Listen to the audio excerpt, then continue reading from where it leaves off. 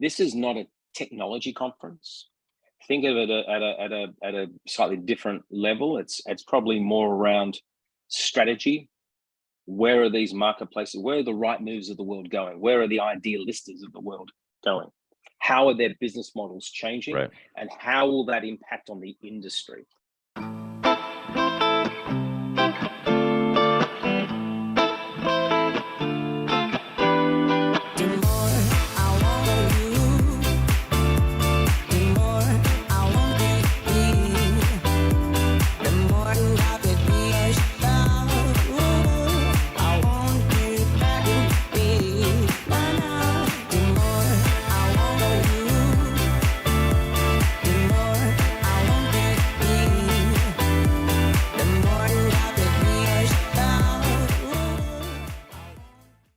Today I have Simon Baker, the owner of Property Portal Watch, which provides news, information, and commentary on the property portal industry worldwide. Simon also acts as an advisor to the global PropTech and FinTech industry.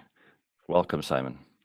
Alfredo, great to meet you. Before we get going, you just tell me a little bit about your professional background. The background is, and I think what's relevant in this conversation is back in 2000, I did the deal for News Corp to acquire what was then called realestate.com.au, a 44% stake, a listed company. I became CEO and took it from a 8 million market cap to a billion market cap. And today it's a $24 billion business. I left then that company. And so what the REA group did was, it's like the Zoopla or the Rightmove or the Zillow, but of the Australian, New Zealand market. And probably the most profitable, it's certainly probably the highest market cap of any property portal group in the world. Today they own Realtor.com in the US and properties all around the world, and we grew that business from a very small company to a very global organization. So and through that journey, I got to experience a lot around marketplaces, especially real estate based marketplaces. I left. I was chairman of of the ASX listed iProperty Group, and we ended up selling that back to the REA Group in the holding. So there's a nice little circle that goes around. I've been a long time investor in things like the Machula Group based out of Spain, Zap or Viva Real based out of Brazil, and so on. And I've got about 30 different investments in primarily real estate marketplaces around the world, everything from today, Alcubo in Brazil, right through to PropSeller based out of Southeast Asia and many places in between. So you have your fingers in a lot of pies. Fingers in a lot of pies. I'm involved in everything from large companies like the New York Stock Exchange listed Cian and a SPAC on the NASDAQ, right through to very small businesses that have got $1 or $2 million in revenues. So you're the owner of Property Portal Watch, which is the industry standard, I think, of property portal news for anybody within the sector. But you also arrange conferences and workshops and things like that for people within the sector. And I see that you actually have the next one that you have is that in I think it's 26th to the 28th of October in Madrid, right here in Spain. Can you just tell me a little bit about what that is and who it's for and what you have lined up? Sure. So we actually started Property Portal Watch, or what's now called the Online Marketplaces Group, back in 2009. And the objective was to bring together the industry, so people who operate and work in marketplaces around the real estate segment, together with suppliers, companies that are providing products and services to that industry, and also industry participants like real estate agents and developers and so on, who want to understand more about that marketing channel and what's happening. Start off as a small conference based in, we did in New York the first time. We're now up to about a 34th or 35th edition. We do them 3 times a year, Miami, Bangkok, and Madrid. And the one we've got coming up on the 26th to 28th of October really will bring together around 400 or so C-level. So we usually get CEOs, head of strategy, head of marketing, CMOs, and so on. And we really talk about what's happening in the industry. Where are these marketplaces going? And the real core trends that we're seeing at the moment are around getting into the transaction, not necessarily replacing their customer, the agents and the developers, because that's always the big fear, right? But it's how they are participating more in really facilitating a transaction to occur, making it, greasing the wheels. as so to speak. How do you make the end-to-end sales process or rental process far more efficient, whether it's across personal homes for sale, commercial property, and so on. And we bring them together. We have basically 2.5 days, 30, 35 different sessions, and it's CEOs talking to their peers, saying these are the issues we face, these are the trends we're seeing in our markets, these are things that we're doing differently, and then people ask questions, right? So they can then learn what's happening and apply it to their own businesses. We'll have, as I said, around 400 people. Probably we usually have around about 40 different countries represented, a lot of European, but people come from Australia, they'll come from Latin America, and so on, just to really share the knowledge and experience, and wrapped in the beautiful city of Madrid and the great nightlife. And of course, we have a lot of socialization events, because this truly is about networking and bringing together people in the industry to share knowledge and experience. And we've got people who've been to 20, 25 of these things over the years. So it's a very good way to really maintain connections, learn, and participate. This is not a technology conference. Think of it at a slightly different level. It's probably more around strategy. Where are these marketplaces? Where are the right moves of the world going? Where are the idealistas of the world going? How are their business models changing? Right. And how will that impact on the industry? What does that mean for an agent, for a developer, for a broker, for someone who handles rentals, and so on? The other thing that we've found happens at the conferences, deals get done, companies get financed. So we have a lot of people who come in from very the small end of the world, the startups, and they're coming to not only find out what's happening in the industry, but to talk to investors. And we have a thing called Pitch Club, where we allow companies to pitch their business to the audience. 6 minutes, tell us what you're doing. We've helped people get funding. So it is a broad spectrum of people who attend, and everyone's going to have a fantastic time. It is Madrid. Could you ask for a better place? Normally, when you speak to a broker or a developer, and you talk to them in relation to a property portal, their interest generally is limited to just getting some leads. There's not much more. They want to be part of any conversation to do with anything else on the ground, I mean.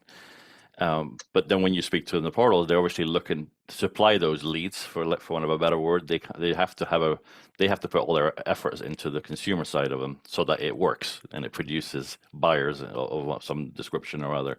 This being part of the transaction, that's the full transaction. Am I understanding this correctly? It's not just the sale; it's the financing of the sale. It's the whole process. It's everything. If you look at its most basic, a portal or a classifieds marketplace will get you leads. Okay.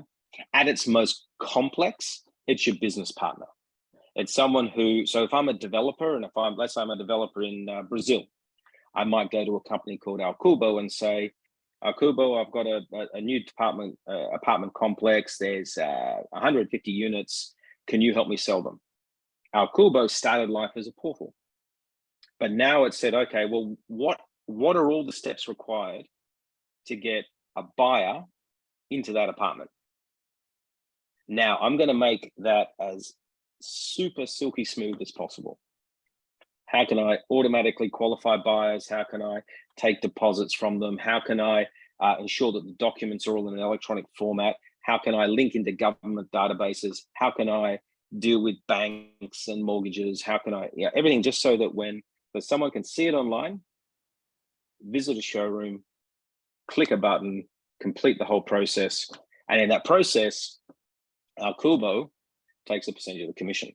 Now, that's very different to where historically maybe the developer had its own sales team, or maybe worked with brokers and agents and so on. Now, if I'm a developer, I want a far more efficient process, because these guys are, in Alcubo's case, are capable of selling my 150 units at a faster rate, because they have a broader distribution and a smoother process.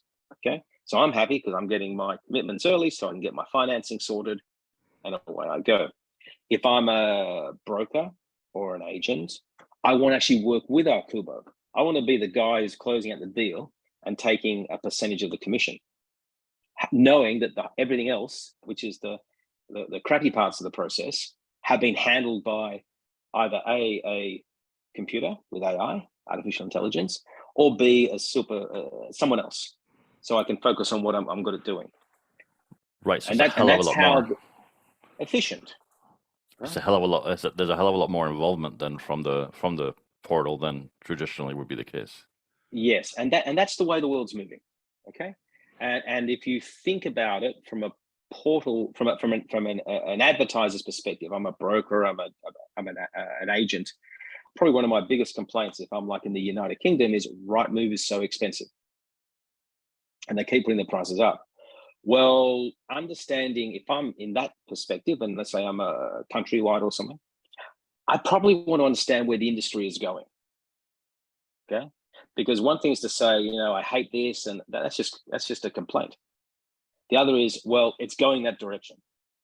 How do I embrace it and utilize all these developments, but for my own business, so that I continue to be super relevant to the two people that matter, the buyer and the seller, right? The buyer and the developer, the renter and the landlord, doesn't matter, right? I have to maintain my relevance. If not, someone else will become more relevant in that whole process. And is this something that you're seeing in all across the world? Absolutely. We see it everywhere. It's just more prominent in the emerging markets. If you break the world into three types of markets, the established market, think of United Kingdom, think of Western Europe. You have emerging markets, think of Latin America, and you have Southeast Asia, a lot of those markets. And you have early stage markets, think of probably bits of pieces of Africa and some other parts of Asia and so on. The emerging markets, that middle group, are the ones that are adopting technology to smooth the process much faster. And the reason is the industry is highly fragmented and relatively disorganized, and people are coming and going. So agents, you wake up one day, and the classic stories of people who are an agent, during the day and Uber drivers at night, right? So they're doing whatever they can to make money. And the developers they want to move their product fast, and there's high demand for, especially in the new development areas, because there's a lot of regeneration of properties and so on. So that those sort of markets. Oh, and the third thing is that there's not much in the way of government processes, and so someone can step in and make that whole process very, very smooth. How about Spain? Are we seeing that in Spain yet? Where you see it most, it sort of goes in a hierarchy. You start with rental accommodation. You start at the top, student accommodation. Short-term rentals is where we saw it, Airbnb and so on. Then you have the student accommodation. Then you have just normal rentals. Then you have new development sales, and then you have established home sales. And that's the order in which things sort of move in terms of technology adoption and smoothing of the process. So if I'm a student today, what are the chances that I'm going to go and look at a property before I rent it for 9 to 12 months? The answer is zero. I've got a daughter in the room next to me who tomorrow is heading off. Today actually is heading off towards London to start the college year. 1 year rental of apartment for near the college, and never seen it. Okay, all paid, all done. Just moves in and away you go. Historically, you wouldn't have had that transaction. Now it is all done electronically online. All the payments are done online. The only thing is, she walks in the front door, they go, here's your swipe card, or probably using the phone, I guess. I don't know, I haven't been there. Okay, and away she goes. But now you're seeing people buy established homes and from new developments that way, because you can't physically see a hole in the ground as being an apartment. It's just a hole in the ground. So we're already used to going to a showroom where you work in. Well, nowadays that even disappears. Go online, immersive tours. You put your deposit online, arrange your financing. So the deposit just sort of reserves the property for 2 weeks or so. You arrange your financing, which of course can be all done online now. And before you know it, you've bought this property that will eventually be a building in 2 years, 3 years, whatever it is. And that's where it's all heading. And I think the traditional industry is the technology changes so fast that a lot of people in the industry are like, they want to control it, but you can't push against the tide. Just turn around, get on your surfboard, and go.